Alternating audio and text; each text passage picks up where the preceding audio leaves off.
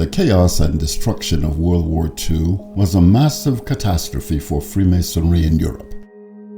As the Nazi hordes swept through the Netherlands and Belgium, the Masonic lodges there went dark, and the Masons in France knew they were next. WWII, the parent organization of what was then known as the American Federation, suffered a major blow. Caught off guard by the rapid advance of the Nazis, WWII's Supreme Council did not have time to flee Paris or send instructions to its international federations on what to do, and went dark without a word. The British Federation of WWII decided to establish its own provisional Supreme Council and encouraged the American Federation to do the same. Edith Armour, then the head of the American Federation, was initially reluctant to do so and hoped and waited for word from Paris. But amidst urgings from lodges in South America, and when no word or sign came from Paris, an American Provisional Supreme Council was created. Battling shortages, the American Supreme Council worked ceaselessly to ensure its members had the regalia and supplies they needed to continue their Masonic work.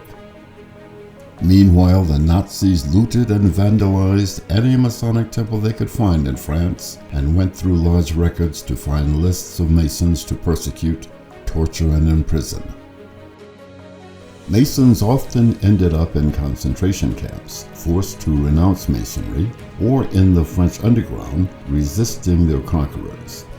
Though the Nazis melted down or destroyed any Masonic regalia or rituals they could find, many French brothers heroically preserved and hid them despite the danger to themselves.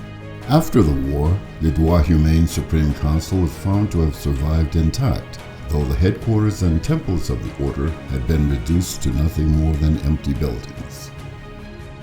With massive contributions from the international federations, the Paris headquarters was rebuilt, and the experience of self-government was to leave a lasting impression on the American Federation of Human Rights.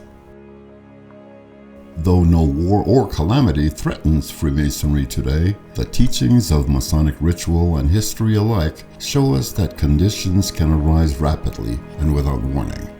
As preservers of the mysteries, we should always stand ready to carry the light, in times of war as well as times of peace.